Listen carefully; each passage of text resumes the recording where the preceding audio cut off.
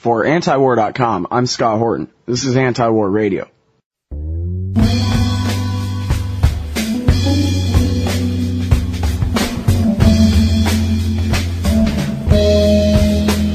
And introducing our guest today, the great Jim Bovard. He's the author of, well, let's see how many I can do off the top of my head here. The Fair Trade Fraud and the Farm Fiasco, Feeling Your Pain, Freedom in Chains, Terrorism and Tyranny, The Bush Betrayal, Attention Deficit Democracy, and probably about 4 or 5 more books than that. He's also a senior fellow at the Future of Freedom Foundation at FFF.org. Welcome back to the show, Jim. How the hell are you? Hey, Scott. Thanks for having me on. Hey, you know, it sounds like your accent's changing a little bit since you moved to Southern California. Oh, yeah, right. So are those Valley Girls having a bad influence on you, or what? Oh, man, I hope not. I'm waiting to see you start to use some of that Valley Girl lingo in your show.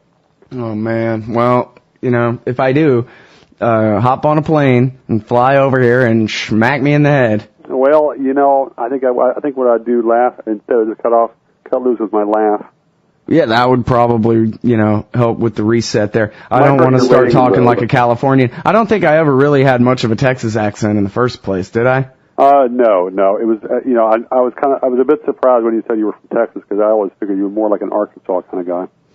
Oh, thanks a lot. That's very good, Jim. All right. Well, listen, as always, I appreciate you putting off getting to the hard liquor until after the interview today. Well, you know, it's a sacrifice, but for your show, it's worth it. All right. Well, I sure appreciate it. Okay, now listen. Here's the thing. These Democrats hate freedom a lot, don't they? Well, the ones with the power, anyway. Well, you know, I don't know if they hate freedom, but they certainly do like power.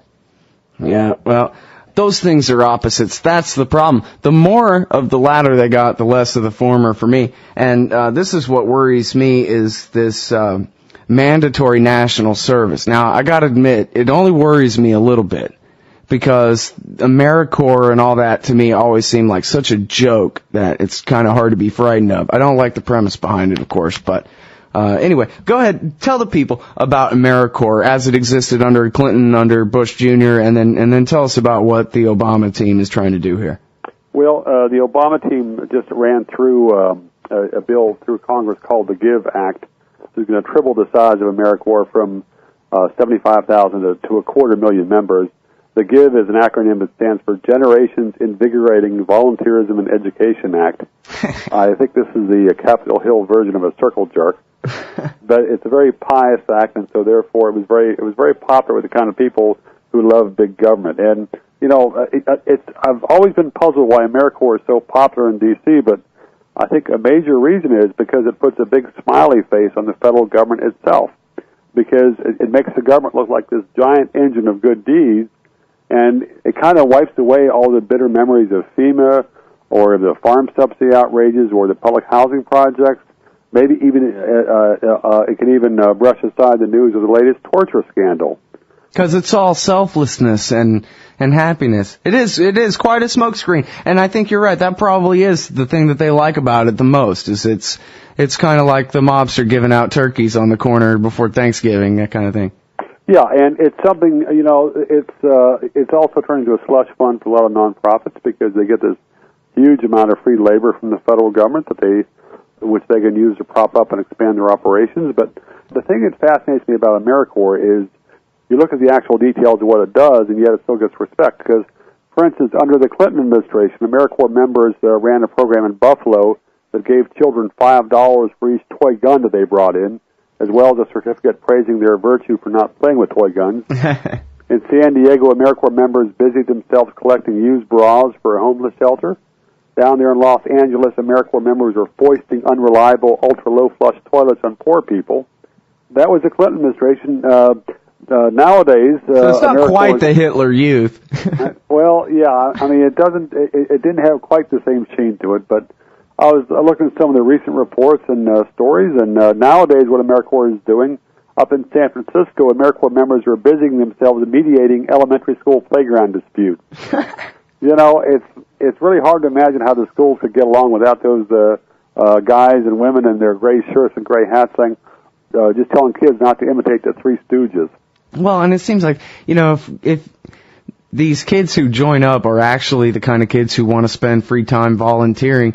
It seems like if they were volunteering within any organization other than the national government, they could probably be put to better use, actually helping somebody, you know? Well, true, but I mean, there are so many different levels of fraud with this program, and this whole notion that they're volunteers is the first fraud out of the gate, because the average, they're being paid at an annual rate of around $15,000, which is not that high, but it's sure as heck not volunteering.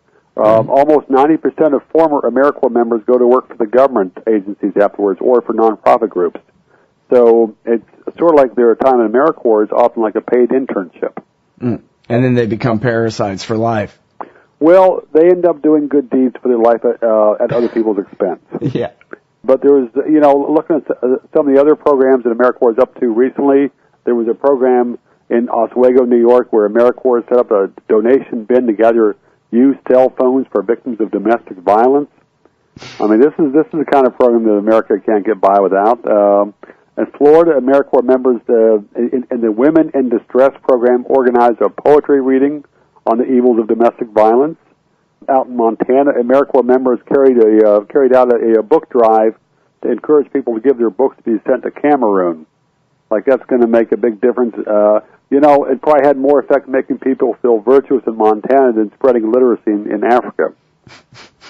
There was a program down outside of Baton Rouge where AmeriCorps members are recycling prom dresses, where they're out there trying to get people, they're partnering with the Junior League down there, trying to get people to give their old prom dresses to donate to high school girls. So across the country, AmeriCorps does a lot of puppet shows.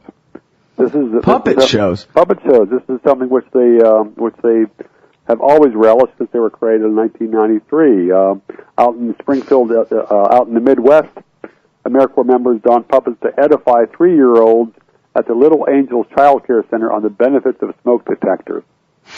Yeah. I mean, it's just, thank God for Uncle Sam. Well, now, how much money is spent on this, and where does it actually go most of the time? Right now, the budget's getting up to around close to, I think, $1 billion a year. I don't have that number at my fingertips, so I might be off on that a bit. But the thing about AmeriCorps, it's not so much the budgetary cost, because what is happening is that a lot of the former AmeriCorps members have joined activist groups where they're basically pushing for pro-government activism, trying to change the image of the federal government. And I also want to say there are some AmeriCorps members who work hard and have helped people who they deal with. There are some individual AmeriCorps programs, which I would not have a lot to criticize on principle. Whether or not we have any need for the federal government to be paying people to pseudo-volunteer is a whole other question. Yeah, well, what about corruption, actually, like inside the programs? People, it sounds like the kind of thing where it's basically just a cash cow for certain bureaucrats, and it's so far probably, I would think, off the radar screen of most of the rest of the government, like the Justice Department isn't sending Inspector General types over there to check their books all the time or anything. Well, it does have an Inspector General. At times, the Inspector General has been fairly effective. I'm not sure about the current Inspector General, but I was investigating this program back in 1999 and went down to Mississippi because I was reading some of the annual reports that the programs there had filed with Washington, and I came across a program that said it was paying people to go door to door to sign up people for food stamps. And I thought that was kind of an unusual AmeriCorps program, so I went down there and talked to the people up in the Mississippi Delta who were running this program, and they were pretty evasive. It was kind of strange how evasive they were. So I got back to Washington. I talked to the people in the AmeriCorps Inspector General office, laid out what I found. The people in the IG office started taking a look at it. It turned out that what the program was actually doing, it was stacking the payroll with ghost employees. And you found that out and turned that over to the Inspector General guy? I didn't find out that they were stacking the payroll with ghost employees, but I made a lot of notes, and I'd done some digging before I went down there, and I just kind of laid out to the Inspector General and the Assistant Inspector General what I'd come across down there, and just said, this is real fishy. And then they started digging. I think the FBI looked into it too. And the head of the program, the director of the program, was convicted on 15 felony counts and sent to prison in 2002. But, AmeriCorps was tainted from the get-go. Back in its early years, its members were often used for backdrops for photo opportunities. When President Clinton would arrive on the tarmac when he was traveling around the country, in the early years, they were often involved in political advocacy or petitioning. The Acorn Group got over $1 million from AmeriCorps, and there were a lot of questions how it was used. And the scandals are still going on because last fall there was a St. Hope Academy a program in Sacramento, California, was disbarred after an IG investigation found that AmeriCorps members have been detailed to serve as personal assistants to the Academy's founder, to perform menial work for the Academy, and to engage in political campaigning to the benefit of the St. Hope's Charter School. It sounds like we'd be at least, if not better off, we'd be right where we were if they all did nothing but pad their roles with ghost employees, The rest of this sounds like just a big joke. But, and I was saying earlier, part of the reason this is popular is because it helps change, it burnishes the image of government. Something which AmeriCorps headquarters does is encourage local programs to organize AmeriCorps for a day event with elected officials, which helps them get them on board as supporters. One thing that's happened a number of times is AmeriCorps has had these various house building projects, and a congressman or a bunch of congressmen will come by and hammer a few nails, and then AmeriCorps or the local group will issue a press release naming and praising those members of Congress as pillars of virtue. Yeah, well, and you say in your article here, which I guess I didn't mention, it's National Disservice at the American Conservative Magazine's website, amconmag.com, National Disservice. And you say in here, too, that when they show up, when AmeriCorps shows up, I guess with or without a congressman at a site where people are already volunteering, they go ahead and mark that all down as a success, as though they were the ones who got everyone to volunteer, even if they just kind of show up after the fact. Right. This is, AmeriCorps has always operated on the Tom Sawyer model of virtue. It's some people getting paid to sway other people to work for free. Yeah, well, it sounds reasonable enough. That's what I would do. I always had a lot of sympathy for Tom Sawyer. What can I say? Yeah, me too. I mean, it's hard for me to see that bad. You need to find a new phrase for that makes it sound more harsh, You just call it the Republican definition of virtue, maybe. Well, but it was Bill Clinton that started this program. Now what did George Bush do with it? I guess all the stuff you're mentioning here is just sounds like the ball's been rolling steadily along. But did George Bush do anything to expand or contract it? Yeah, George Bush expanded the program a lot right after 9/11. George Bush talked about expanding AmeriCorps as if it would be like a counterpunch to Osama bin Laden. To prove how free we all are. Right. There was a lot of stuff in there. Bush hyped it. There was Bush's first AmeriCorps chief, Leslie Lankowski. About a month after 9/11, he told AmeriCorps members that, quote, the daily duties that you perform will also be helping to thwart terrorism itself. And he said that AmeriCorps members, that their efforts are, quote, as important to our nation's security and well-being as the actions of American troops at that moment fighting the Taliban in Afghanistan. And he was talking about the puppet shows, right? Well, that's why he wasn't going to put them all in camouflage on the street corner or anything. Leaving that for Obama? I'm not sure if Lankowski specified which AmeriCorps activities he was thinking of at that moment. But I'm hoping it was the puppet shows, because see, here's my problem is when we get to Obama years, now they're talking about making this thing, here's the magic word, quote, it's right here, I'm reading it with my eyeballs, required. And this means for every kid or everybody, or what? What is this? Well, this is something that they're hinting at this point, but they are this Give Act calls for a congressional commission on civic service, which will consider the effect on the nation if all individuals in the U.S. were required to perform a certain amount of national service. I mean, this is aside from paying taxes, and whether a workable, fair, and reasonable mandatory service requirement for all able young people could be developed. I mean, this is basically what they're thinking about is canceling the 13th Amendment prohibition on involuntary servitude. But it is so funny to have congressmen in charge of this, as if the congressmen are going to sit there and say, "Do we deserve more power over everybody else? would that be good for Americans' character? Boy, that's a rough question on Capitol Hill. Yeah, well, it sounds like it might as well already be a done deal. Well, I don't know that it's a done deal because I think if they actually move to this, that it could quickly become a quagmire.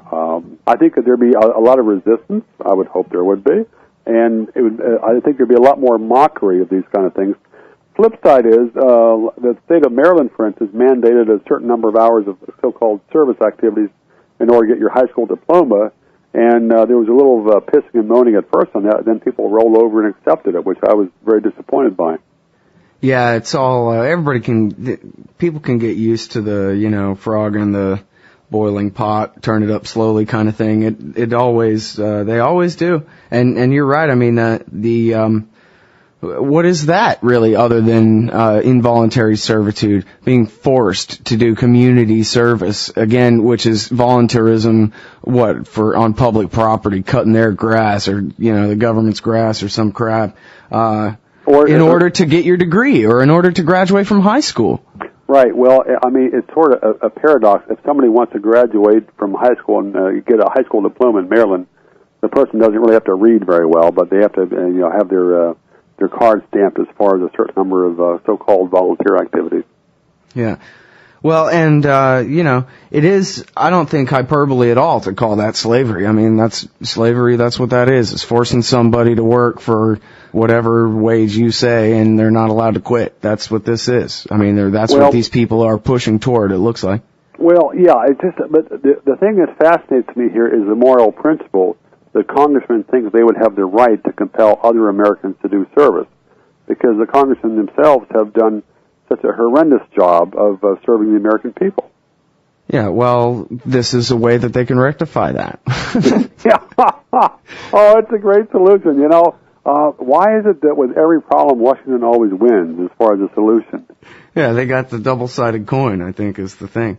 Here's the other thing, too. You quote this in the article where they say that, I guess it's in the bill that they just passed calling for the commission or to create the commission.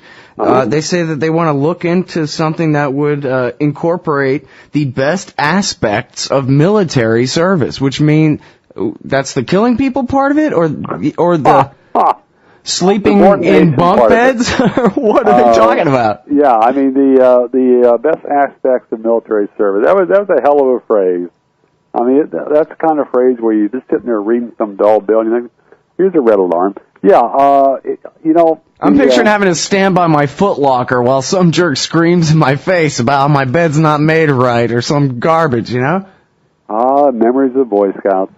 Yeah, well, I saw that movie, Full Metal Jacket, is all it was, really. Okay, well, no, it's just it's a very strange notion because the best aspect of for them to be writing in the bill about how they aspire that this new program, the National Civilian Community Corps, is going to be combine the best aspects of civilian service and the best aspects of military service. I mean, the most important aspect of military service is the absolute subordination. I mean, that you are subjugated. You are a tool of the people above you. And this has a big appeal in Washington because, it means a lot more power. It means a lot more prestige, a lot more opportunity for people, in more ways than one.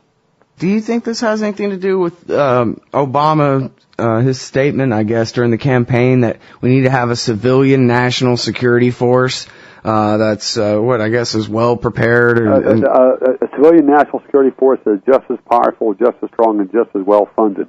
Yeah. So now is he talking about just the FBI and the DHS and local police kind of thing, that our local civilian cops need to be well prepared, or was he saying what we need to do is create a new agency here, a new Gestapo of stupid, lazy Americans? I don't know. I can't see Americans putting on their brown shirt. They'd have to get up off the couch to change. Oh, there you go. As far as his phrase, just as powerful, I don't think he was thinking of giving nuclear weapons to Mayberry. But it's kind of hard to know what he meant. My impression is he might have been blowing smoke a bit there. There's times where his rhetoric becomes like sing-song, and that may have been one of them, or maybe he's got actual plans there. But it is somewhat encouraging that there is some backlash on these things, but actually maybe there isn't nearly as much backlash as there should be so far.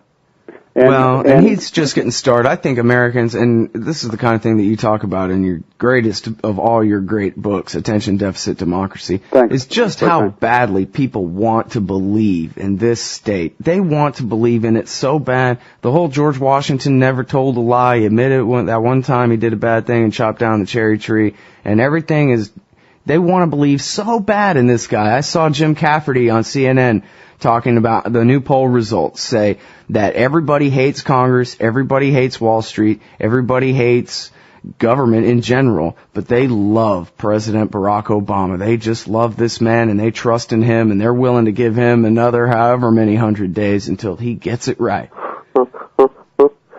Well, you know, it's poll results like that make it hard for me to keep my rose-colored glasses on. Yeah, well, the thing is, too, if you lift them up, you can see. Although, you know, if you polish them just a little bit and focus on that, it does seem like if everybody's basically completely fed up and the economy is bad and getting worse, and, you know, obviously whatever government is doing about that is only making that worse, maybe that hate will start to infect his aura of savior and hero and all that. I mean, George Bush was at 90% there for a little while, but people finally turned on him. Well, it's too bad that the cost of Bush's approval rating falling meant was huge numbers of dead people in much of the world left ravaged, and the American legal system left in tatters. I will be curious to see how the ongoing economic decline at some point catches up with Obama, because this is pretty soon going to be his baby, and he's flip-flopped so many times, and there's his people are making so many horrendous decisions. I don't think his Teflon is not going to work nearly as well as Ronald Reagan. So yeah. Well, and speaking of that, there are a lot of people who are pointing. Well, hell, I'm pointing at the likelihood of, you know, massive unemployment, and I guess they're already talking about Hooverville tent cities being built up there somewhere in Northern California or something. Yep. You know, it looks like there could be a lot of domestic upheaval, and you know, some people I've heard saying that they think it's going to be like the 1930s, and you know the possibility of the total revolutionary kind of fervor in the country and craziness all around, and people going hungry and that kind of thing. At the same time, we've seen over these past years, and as you've written about at the American Conservative Magazine, for one example, also for the Future Freedom Foundation, that more and more holes are being poked in the Posse Comitatus statute. And of course, I guess there was the short-lived attempt to completely rewrite Posse Comitatus and the Insurrection Act there for a little while, but they did go ahead and create a new standing active brigade under the Northern Command for the American Theater of Operations. We saw the troops on the streets of Alabama when that one guy went on a shooting rampage and then killed himself. Do you think that this is the kind of thing that Americans are really going to have to deal with in their maybe even near future, troops on the streets of our cities? I don't know. I hope it doesn't come to that, but it's interesting. There are places in the country where the troops could subjugate people pretty fast, but there's huge parts of this country where the government would simply not be able to maintain control. There was a story which comes to mind here. I was traveling in the mountains of western North Carolina in August 2001, and that was about 2 years after that the guy who was allegedly the Atlanta Olympic bomber had fled up to those mountains. And shortly after he was reportedly up there, the FBI made a big announcement. They were sending like 200 of their best agents there to find him. And the FBI came pouring into that part of the mountains of western North Carolina. They were taking over hotels. They were throwing people out of rooms. This is what I was told. I didn't verify it. They were domineering in restaurants and stuff like that. And the FBI just was thinking, well, it's only a question of time until we get this guy. Eric Rudolph was the guy. Mm-hmm. And FBI was there for a long time and never got him. And they finally cowered away with their tail between their legs, but the media, of course, didn't bother reporting that part. But and Eric Rudolph was eventually caught by some deputy sheriff who he ran into one of the back roads up there. But that's a story that symbolized to me that there are a lot of places in this country where the government can come in with massive force and they will not get obedience. They might not be shot at, but it's the same as true up in a lot of parts of Idaho. What happened when they went in to get Randy Weaver? I mean, they were. Yeah, I was going to say, Alan Bach's book, Ambush at Ruby Ridge, talks about that quite a bit in that book. Yeah, I mean, where he went and talked to the people at the local restaurants and that kind of thing, and they said these guys came in here like Germans. Right, and it's interesting even reading the official reports about why the FBI did some of the stuff that they did, because the FBI was worried about being attacked from the rear. There was a gun rights rally I spoke at in D.C. in 1994, and there was a guy who spoke shortly before me from Pennsylvania, and he had one of the best lines I ever heard at a rally like that. He was up there. He said that if the FBI came into Pennsylvania and did what they did at Waco, they'd face more guns on the way out than they faced on the way in. And he said this right in front of the statue of Abraham Lincoln, which is a nice touch. It's good to see Pennsylvania make progress. But I think that the government, that the people in Washington who might be making those kind of decisions would likely greatly exaggerate how much obedience they would get in much of this country. Because once you get outside some of the big urban areas, people aren't going to roll over. Yeah. Well, and I really resent Glenn Beck, doing all this fear mongering and all this, predicting these kinds of things as best he can. And never mind the fact this is all his fault, that it's the empire that he made his millions championing that's brought this country to bankruptcy. And now he wants to turn around and be, Mr. Populist hero guy and get, every angry white guy out of a job. I don't see it as, on the side of liberty, on the side of the Constitution, the side of sound money and sound principles or anything like that. It's simply, just a bunch of, exploiting people's fears for his own gain. And I think that's just one example. I'm picking on him because I hate that guy. But, there's a million people like that trying to predict apocalypse and make it that way. And I don't want to be like that and promote the idea, because I think that, there's still a lot of wealth in this country. And it seems like we all ought to be able to stay fed no matter how bad the depression gets here, over a few years. But, right. Well, and I mean, a big difference between the 1930s and now is that the people are starting out far more people are far more affluent at the start than they were in 1929. I mean, there's the people have got a much bigger cushion in some ways, not necessarily as far as cash in the bank, but just as far as other assets or other situations. So yeah, well, let's just hope that the government will allow people to take care of each other to a degree that we won't need, quote unquote, massive intervention by them. But, if there's a lot of Hoovervilles around, they're going to be occupied by National Guard troops and stuff, and it's just going to be that way.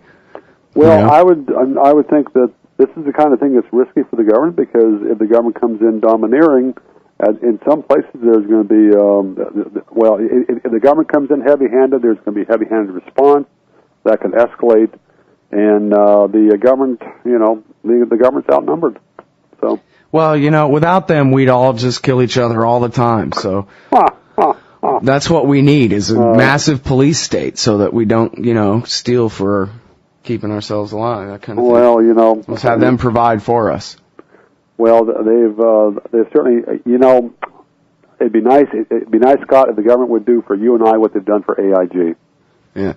Here's the thing, too. I think this is a really bad time to try to conscript everybody's kid into national service, man. I think people are going to rebel against that pretty bad. This is why I'm not really that worried about it. I think this commission is going to say, well, it would be nice if we had a country full of people who are different than these. They're not going to do it. Servile, you mean? Yeah, the Clinton thing, Clinton tried hard, and it never came to nothing, Yeah.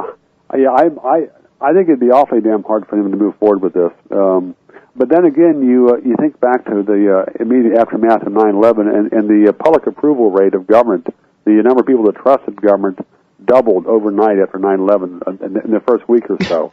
Yeah, even though the worst disaster ever just happened on their watch. Yeah. I mean, it's just, that made me trust them a lot too. Yeah, well, I never understood that. Yeah, that was one of the great mysteries of the new century. So what can I say? Yeah. All right. Well, I'm going to let you go, Jim. I know you got to go. I appreciate your time on the show today. Hey, Scott, thanks for having me on. And I'm happy that California has not corrupted you. Well, I just got here. We'll see. 4 or 5 I years still from don't now, make enough money to be corrupt, man. It doesn't cost that much. Maybe someday. Yeah, we'll see. We'll see. Everybody's got a price. I haven't really been tested yet. Well, all right. Well, I'm sure you'll pass. All right. Hey, thanks a lot, Jim. Hey, thanks, Scott. All right, everybody, that's Jim Bovard. He's the author of Attention Deficit Democracy, which is really great. It really, really, really is. Man, you gotta go and get Attention Deficit Democracy. He also wrote The Bush Betrayal, Terrorism and Tyranny, Feeling Your Pain, Freedom in Chains, The Farm Fiasco, The Fair Trade Fraud. His website is jimbovard.com. He also writes at the American Conservative Magazine, where he's got his current article, National Disservice, and you can find him also at the Future Freedom Foundation, FFF.